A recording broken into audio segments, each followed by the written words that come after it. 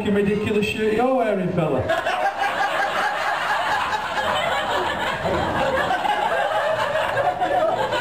I can't stand people who want to stand out in the crowd like that.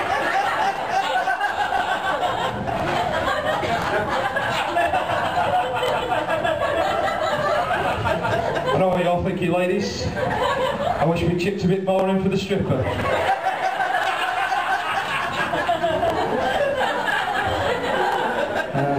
Can you see me there? Oh yeah.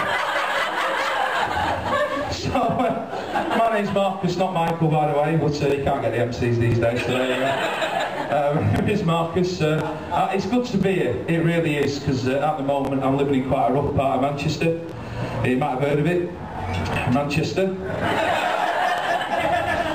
Yeah, I don't want to. Oh no, I don't want to. I can't wait to leave. But I've got to stay. The judge said he had to do 6 months in Strangeways. Yeah, no, I mean, you know, to me, yeah, there's just no way. There's no way I should be in there. There's no way they should have let me out tonight either, but there you go. Put the phone away, sweetheart. Crime Stoppers ain't going to give a shit this time, right? Besides, at some point, you're going to have to describe the assailant. 6'4", 25 stone, looking a bit like an oversized Ferrero Rocher.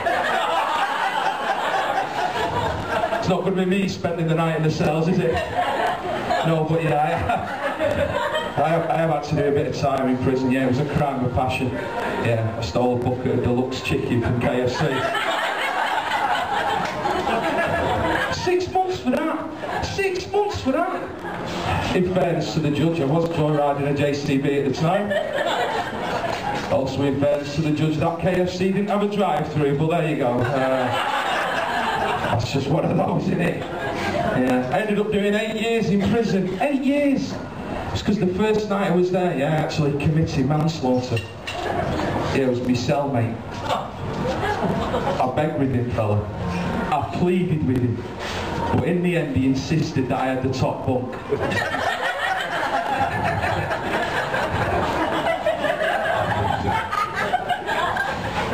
I'd like to think the last thing that went through his head was, the fat bastard was right. But I went to the inquest and it turns out the last thing that went through his head was my ass, so there you go. No, I'm not a bad lad really, I'm just misunderstood.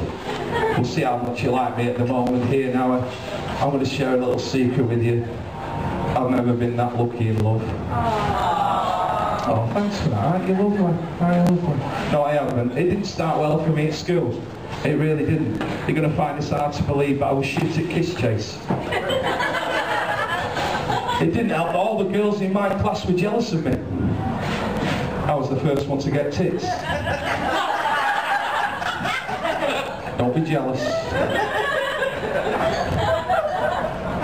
No, things did get a little bit better when I got to university. I know a lot of you are finding that hard to believe, but I did go to university.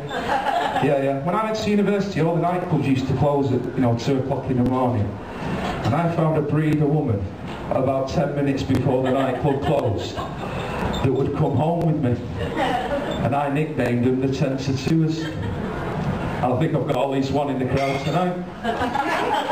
Now by 10-to-2 in any nightclub, all the good-looking women, yeah, they've got all their sense and sensibilities about them. They've gone home ages ago. And what you're left with is the type of woman who's desperate enough to come home with me. And when I say desperate girls, what I actually mean is drunk enough. Now you can spot a 10-to-2 from a mile away, yeah. They're all there clutching their bottles of blue WKD. And to your untrained eye, it looks like they're waving them randomly to every song. But to my trained eye, that bottle of blue WKD is actually a siren. Oh yeah? Do me, do me, do me. You can also spot a 10-to-2 when you go and chat her up on the dance floor. I will warn all you lovely ladies out there, I am about to use my chat line. It has been known for women to want to rush the stage towards me at this point. Don't. If you knock me over, it takes me 45 minutes to get back up. The night is ruined. So I'll go up to the first lady. You don't mind if I use you for this bit, do you, love? What's your name? Lucy, is this your fella next to you? What's his name? Dave. I actually knew that that was your fella, to be honest with you, Lucy, because just as I approached you then to ask you, Dave got a little bit closer to you. He just gripped your knee a little bit tighter. That's because he recognises the alpha male is on stage.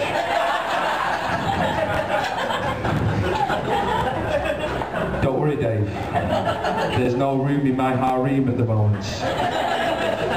So when Ellie said, I'd go up to the girl on the dance floor and I'd look her up and down and say, hey, how are you doing? Do you like what you see? And if she said, no, I don't. Fuck off, you fat bastard. Well then, quite clearly, fella, I've found the designated driver. I need a woman who's had a lot more blue WKD than that. I'll be back in a minute. You're sweating a bit there, Dave. So then I'd go over to the next girl, yeah? What's your name, sweetheart? No, not you, fit mate next to you. What's your name? Well, the spotlight's not that strong, you know. Come on. Oh, what's your name, sweetheart? Tiffany. Do you notice how Tiffany just jumped all over her mate there? Fuck it, I'm having him. Before I carry on, Tiffany, do you have quite a big bedroom? You do have quite a big bedroom. It's just that if you have a small bedroom, sometimes when I take a woman home, you wake up the next morning, you'll see this shirt on the floor and you'll think, fuck me, what did I buy from Carpet Right last night? I always like to check.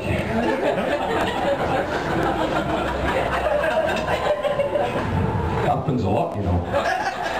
In the dreams, obviously, yeah. So Tiffany, I go up to a girl and dance floor and say, hey, how are you doing? You're a little bit too much into this, Tiffany, be careful.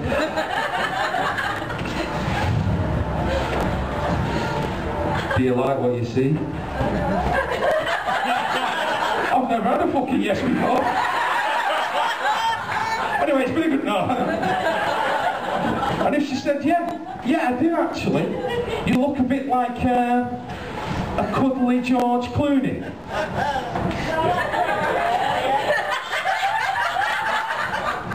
She just said for the rest of you, no, I like Ferrero Rochers.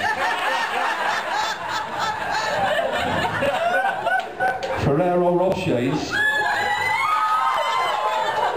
do not look like this when you take the restaurant. If they do, you send those bastards back.